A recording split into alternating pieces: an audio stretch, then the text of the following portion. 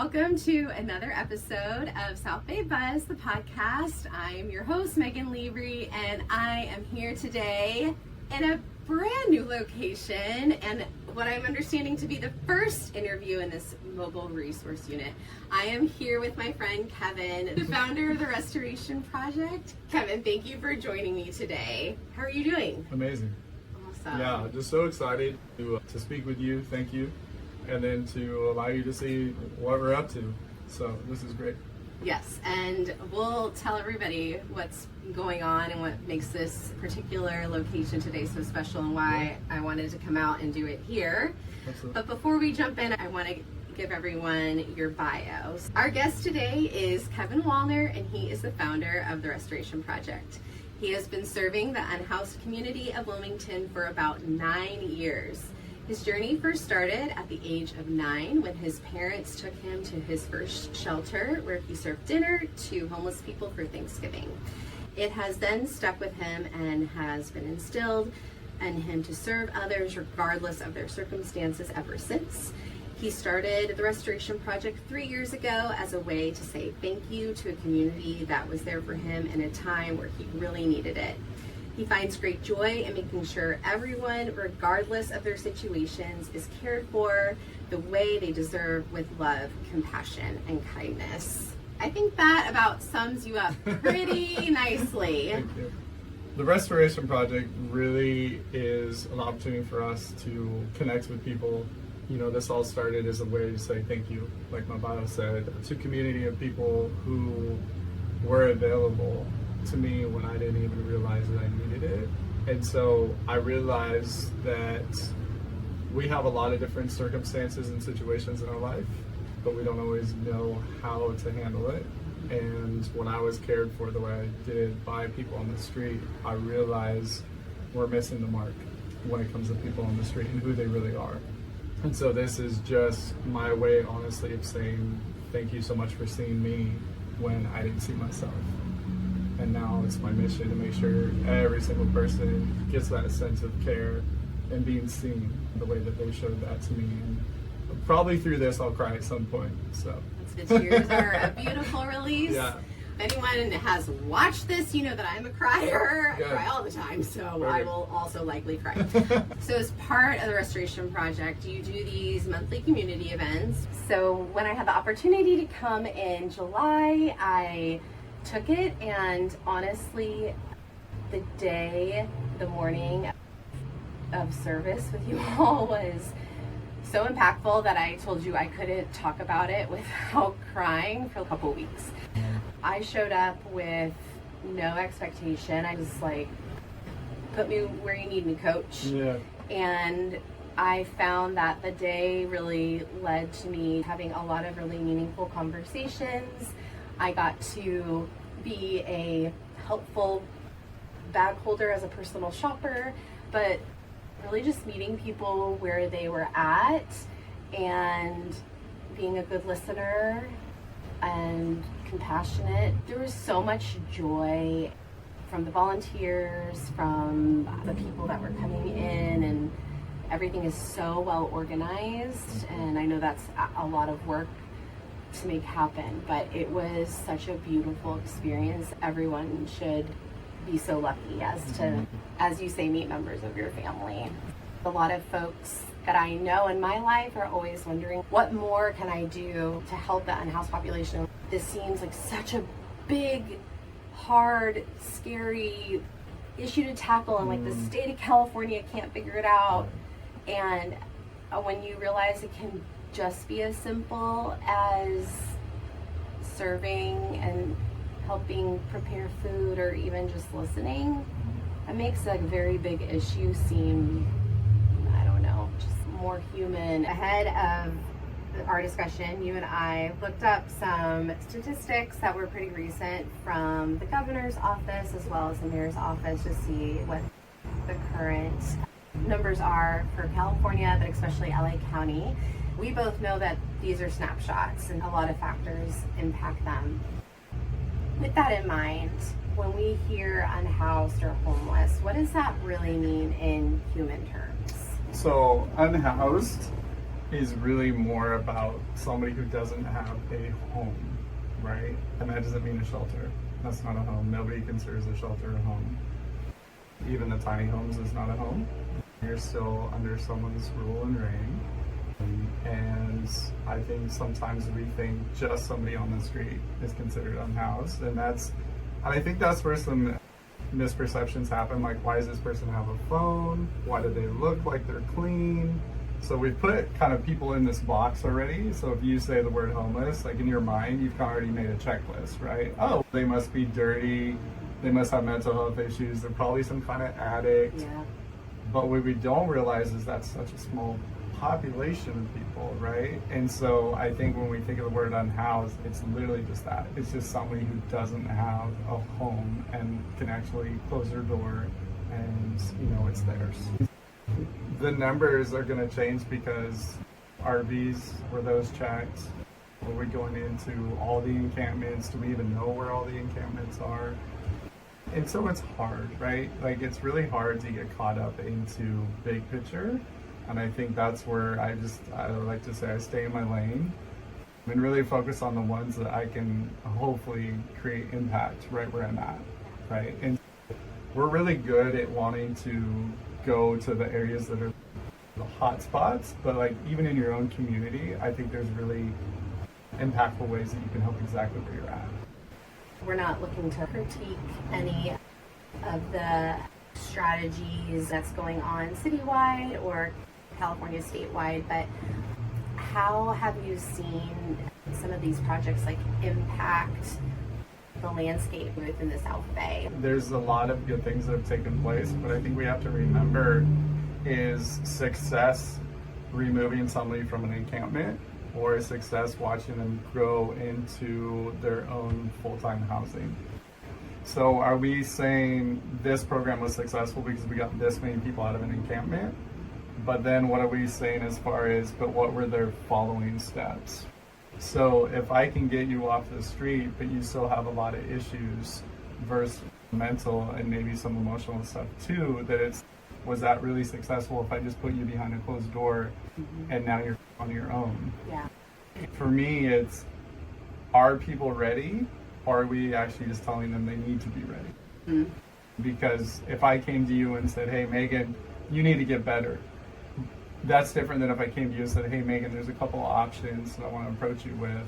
Which one do you think seems most fit for you? How are you going to respond to me based on how I approach you? And I think sometimes there's organizations that are going out and have never met these people that they're saying they're saving. And then they act, look what we're doing, but it's, do you know their name? Do you know their situation? Do you know where they've come from? Do you know anything about them? Yeah. Other than just, we need to get them off the street because it's an eyesore. I also want to specifically talk about Wilmington, which I had spent very little time in up until about last month. Right. And I really want folks to know not only what are some of the challenges here, but also the things that are really wonderful and that we celebrate here in Wilmington. Yeah, I think the word that comes to mind is this community. It feels really tight-knit. I've been serving the streets for a really long time, and it just feels, yes, anywhere you go, there's areas that are safe and not safe.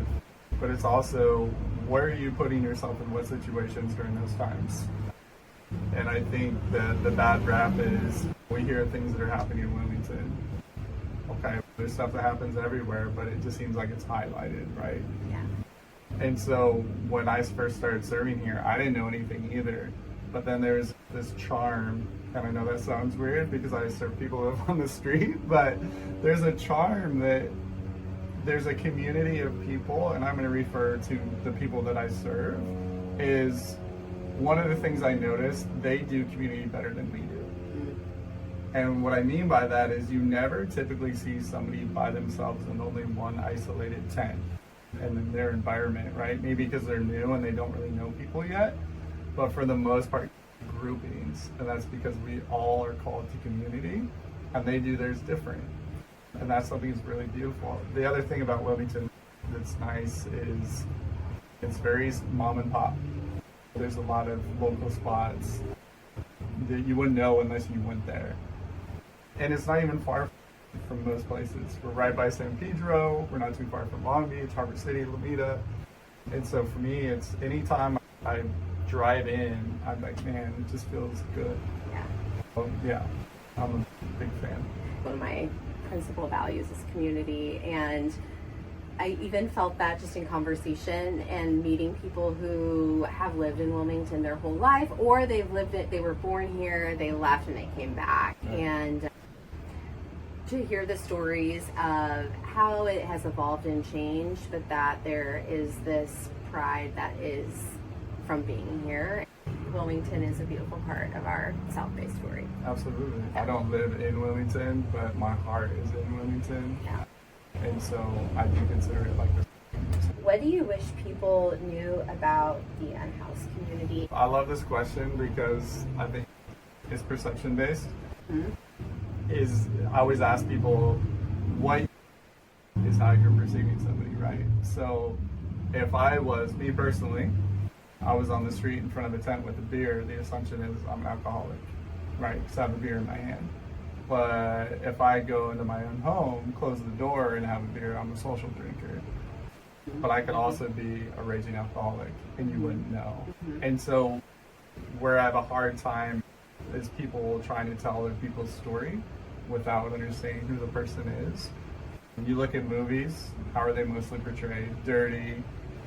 There's always, well, that's a homeless person, right? And so as society, we've already put them so far in a box that now it's advocating for them that they're not all the same.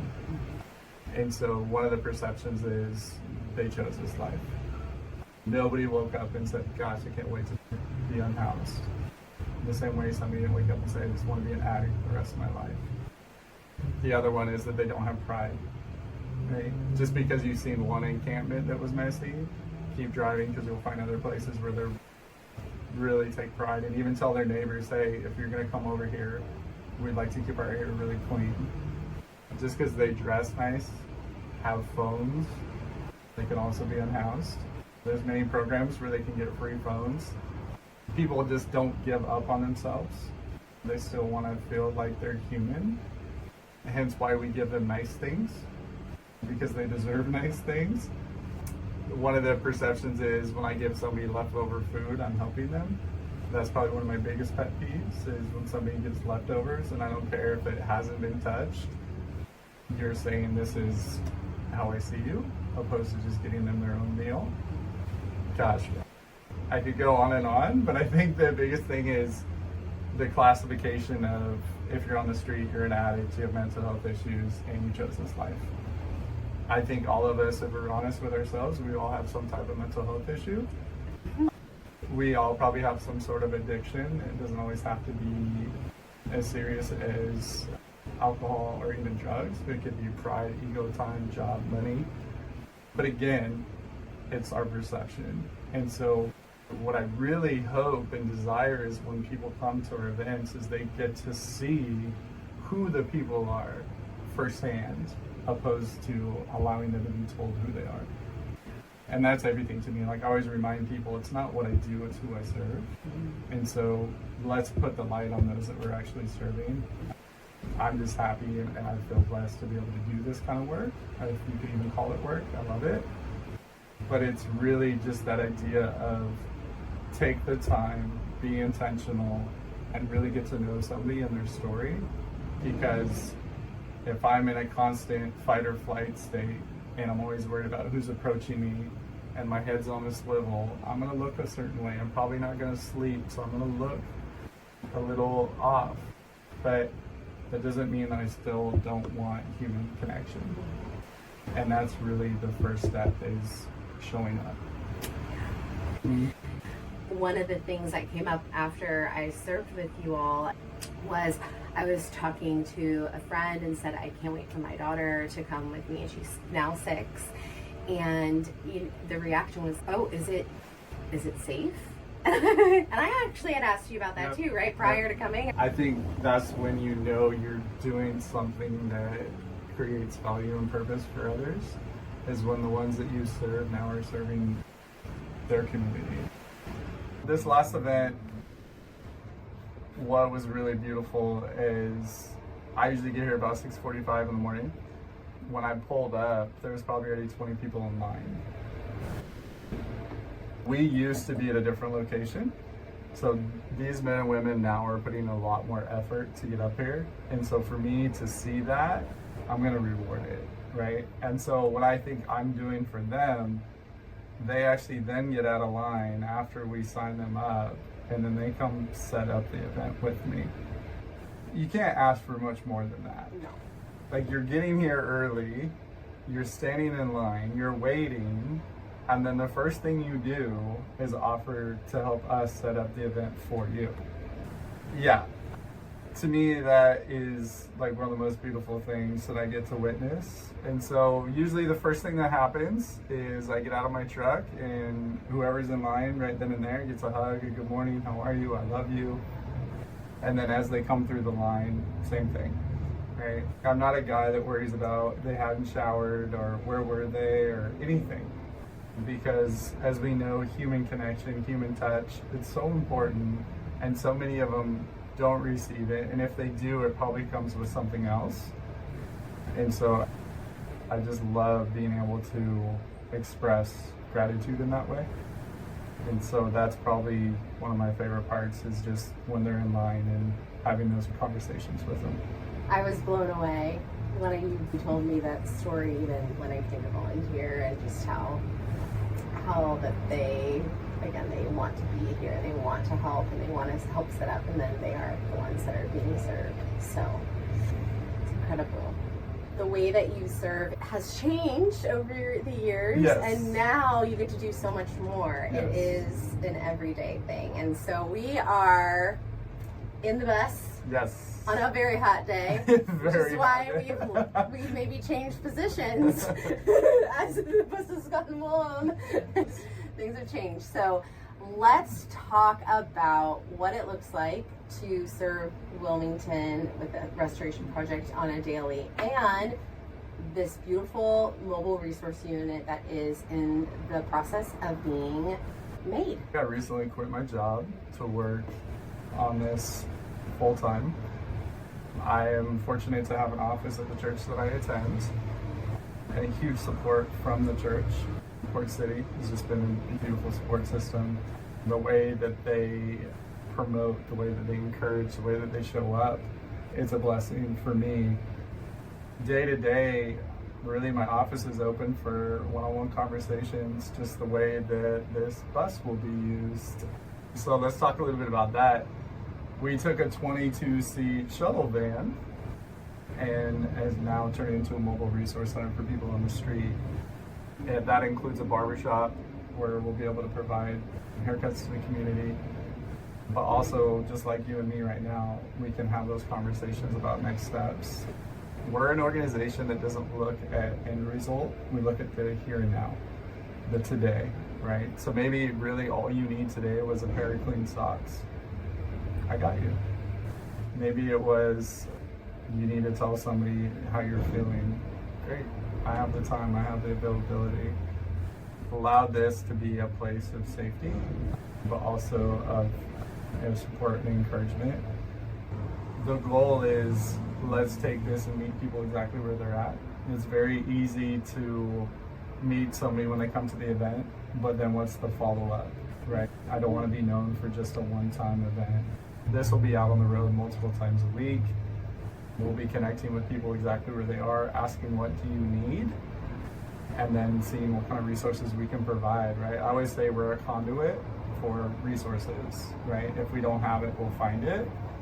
But we're really a triage point. Let's see where you're at, and let's see what next steps we can take, if that's what you want. And to be honest, maybe some don't, and that's okay, but how can I love you exactly where you're at? Mm-hmm. One of the other ways that we just started was Pizza and Prayer.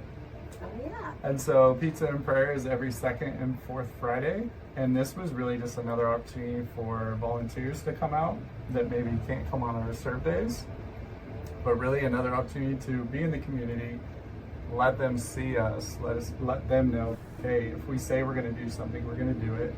Building trust, building community, building connection, and then offering a free gift of prayer. right? And so it's really another opportunity to say, hey, you've come to my space, let me come into your space as well, and thank you for that invite, and let me see how I can care for you for the day. I cannot wait to see this, so we'll have to come back when it's all said and done. I know you have so many stories to share, but is there one that exemplifies hope or resilience or a beautiful example of changing perception of the unhoused population here? Yeah, I mean, stories we want to exploit, right? Put on Instagram and all of that. For me, I hold those near and dear to my heart. Yep. Those are my stories. Two that really stand out, I won't go into full detail, is about the guy that I had met many years ago, and I first approached him in the alley. He was sleeping in the ditch, and for about 4 months I would just go and say, hey, how are you? What's your name? Nothing. Like, wouldn't give me the time or day. And I will go after you until I feel like I've exhausted every opportunity. And one day he just looked at me and he goes, what do you want? And I said, I want to know your name. And he's like, why? And I said, because it matters. And from then on out, like best friends. Somebody who was such a support system, he passed last December, but such a support system to me, was somebody who we eventually were able to get into housing. He passed away in his own home. It was hard to see him pass, but it was great to know like he didn't have to do it alone, he didn't have to do it on the street. But what the impact with him was really about not giving up when it got hard. Because this is not always easy, but those kind of opportunities where I remember the first time that he said, hey, I want to donate to your organization because I feel like I need to. And I knew how much he was getting. He was getting your basic needs from the government. And he was a Vietnam vet. And when he said, hey, I'm gonna give you money, I lost it because I could see what it meant to him. And not from a financial standpoint, but just the way that he was cared for. Another one is also, unfortunately, passed away through circumstances, but it was just the fact that his family put me on the family list when he was in the hospital. To have that type of respect and trust from a community and a family, to me, that's everything.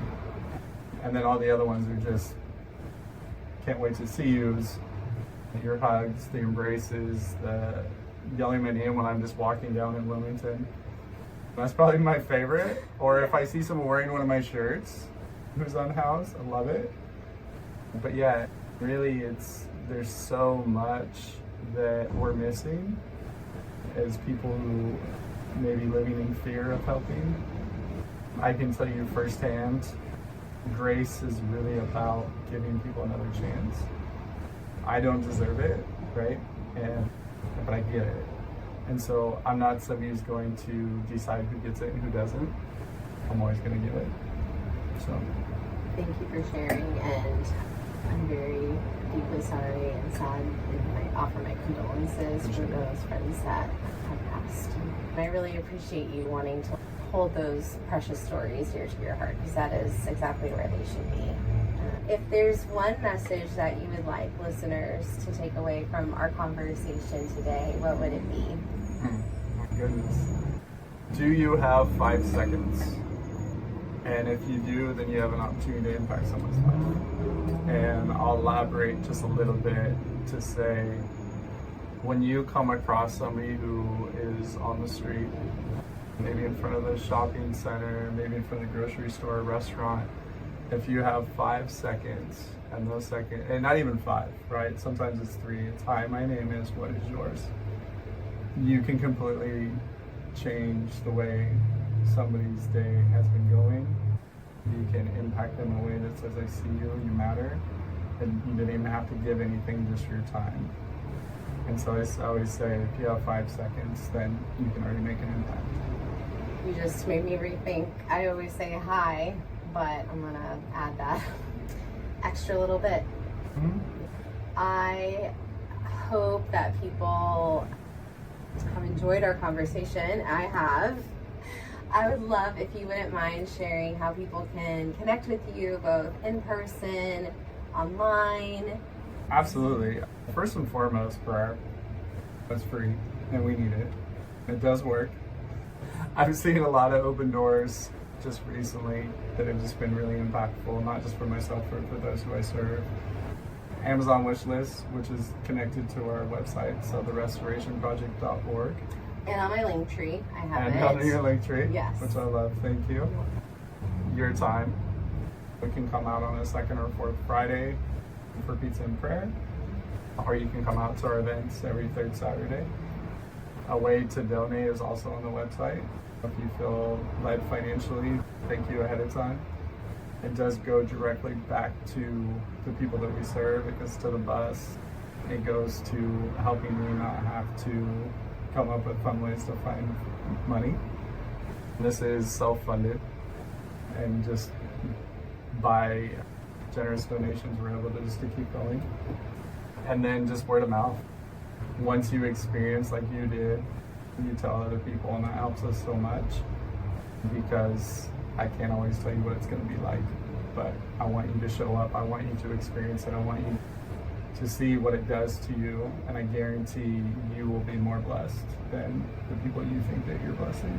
I almost felt very cheesy trying to put it into words because it felt like there was not enough words, and I don't feel like I was like, I'm not overhyping. This really was really special. It is something that you have to see and experience for yourself, and to come in with just no expectations, just come in and see what this is about.